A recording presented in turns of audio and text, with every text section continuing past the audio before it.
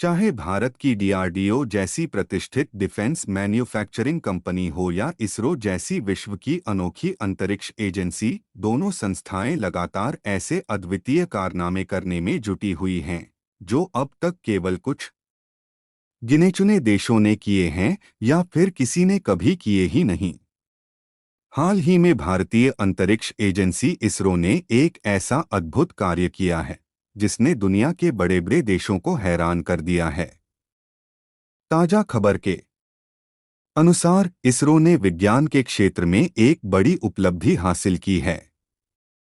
पहली बार अंतरिक्ष में किसी बीज सीड्स को अंकुरित करने में सफलता पाई गई है। इसरो ने खुद जानकारी दी है कि 4 दिनों के भीतर काउपी लोबिया के बीज को अंतरिक्ष में ऐसी जगह अंकुरित किया गया जहां माइक्रोग्रेविटी लगभग शून्य गुरुत्वाकर्षण की स्थिति थी।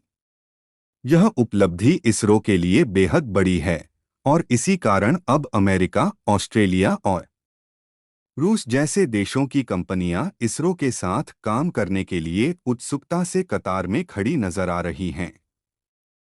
इस ऐतिहासिक प्रक्रिया को बेहतर तरीके से समझने के लिए वीडियो माध्यम का उपयोग किया गया है। आगे बढ़ने से पहले आइए हमारे देश के वैज्ञानिकों के इस असाधारण योगदान को सलाम करते हैं। इसरो ने पहली बार एक ऐसा अद्भुत कारनामा कर दिखाया है जिसने पूरे भारतवासियों का दिल जीत लिया है। इस ऐतिहासिक उपलब्धि के लिए एक लाइक और चैनल को सब्सक्राइब जरूर करें। वर्तमान समय में यदि हम देखें तो अमेरिका की स्पेस और नासा से लेकर रूस और चीन जैसी बड़ी अंतरिक्ष एजेंसियां चंद्रमा और मंगल ग्रह पर जीवन की संभावनाओं की खोज में अरबों डॉलर खर्च कर रही हैं। वे ऐसा मानो अंतरिक्ष के अन्य ग्रहों और उपग्रहों को अपने नियंत्रण में लेने की तैयारी कर रही हों। लेकिन भारत की स्पेस एजेंसी इसरो भी इस दौड़ में पीछे हटने के लिए तैयार नहीं है।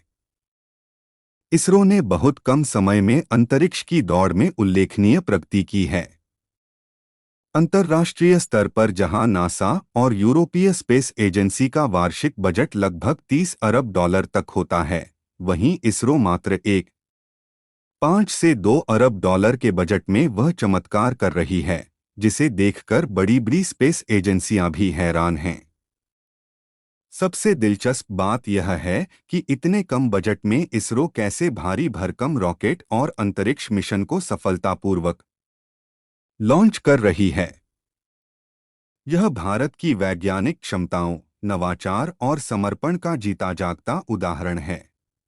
इसरो स्पेसएक्स मिशन, भारतीय अंतरिक्ष अनुसंधान संगठन इसरो ने आंध्र प्रदेश के श्रीहरिकोटा से PSLV-C60 रॉकेट के जरिए स्पेसएक्स और नए पेलोड को सफलतापूर्वक लॉन्च किया है। इस मिशन के तहत पृथ्वी की गोलाकार कक्षा में 2 छोटे अंतरिक्ष यान SDX-01 और SDX-02 को आपस में जोड़ने की योजना है। इसका उद्देश्य डॉकिंग और अनडॉकिंग प्रक्रियाओं का परीक्षण करना है। इसरो ने इस मिशन को भारत के अंतरिक्ष कार्यक्रम के लिए एक महत्वपूर्ण मील का पत्थर बताया है। स्पेसएक्स मिशन की सफलता से भारत न केवल अंतरिक्ष में मानव भेजने बल्कि भविष्य में अंतरिक्ष स्टेशन बनाने में भी सक्षम हो जाएगा। यह मिशन चंद्रमा और मंगल जैसे ग्रहों पर मानव भेजने की दिशा में एक महत्वपूर्ण कदम साबित होगा। अगर यह प्रयास सफल रहता है तो भारत ऐसा करने वाला दुनिया का चौथा देश बन जाएगा। इस लॉन्च को भारतीय अंतरिक्ष विज्ञान के इतिहास में एक और बड़ी उपलब्धि के रूप में देखा जा रहा है। अंतरिक्ष एजेंसी ने कहा है कि स्पेसएक्स कक्षीय डॉकिंग में भारत की क्षमता साबित करने का एक अहम मिशन है।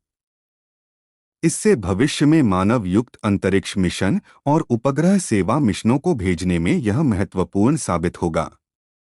रॉकेट की उड़ान से पहले इसरो की ओर से रविवार रात 9 बजे से ही उल्टी गिनती शुरू हो गई थी। अंतरिक्ष में डॉकिंग के लिए यह एक किफायती प्रौद्योगिकी प्रदर्शन मिशन है। इसकी सफलता के बाद भारत भी अब चीन, रूस और अमेरिका जैसे देशों की सूची में शामिल हो गया है। इस मिशन को भारत के श्रीहरिकोटा स्थित स्पेसपोर्ट के पहले लॉन्च पैड से प्रक्षेपित किया जाएगा। इसमें स्पैडेक्स के साथ 2 प्राथमिक पेलोड के साथ 24 सेकेंडरी पेलोड शामिल थे। स्पेस डॉकिंग तकनीक का अर्थ है अंतरिक्ष में 2 अंतरिक्ष यानों को जोड़ने की प्रक्रिया। यह तकनीक मानव को एक अंतरिक्ष यान से दूसरे में स्थानांतरित करने में सक्षम बनाती है। भारत की अंतरिक्ष संबंधी महत्वाकांक्षाओं को साकार करने में यह तकनीक अत्यंत महत्वपूर्ण भूमिका निभाएगी। इसके सफलतापूर्वक उपयोग से चंद्रमा पर मानव मिशन भेजना, वहां से नमूने लाना और देश के अपने अंतरिक्ष स्टेशन यानी भारतीय अंतरिक्ष स्टेशन का निर्माण व संचालन संभव हो सकेगा। इसके अलावा इस तकनीक का उपयोग उन मिशनों में भी किया जाएगा जहां एक से अधिक रॉकेट प्रक्षेपण की आवश्यकता होगी। इसरो के अनुसार PSLV रॉकेट के माध्यम से 2 अंतरिक्ष यान स्पेसक्राफ्ट A SDX-01 और स्पेसक्राफ्ट B SDX-02 को ऐसी कक्षा में स्थापित किया जाएगा जहां वे प्रारंभ में एक दूसरे से लगभग 5 किलोमीटर की दूरी पर होंगे।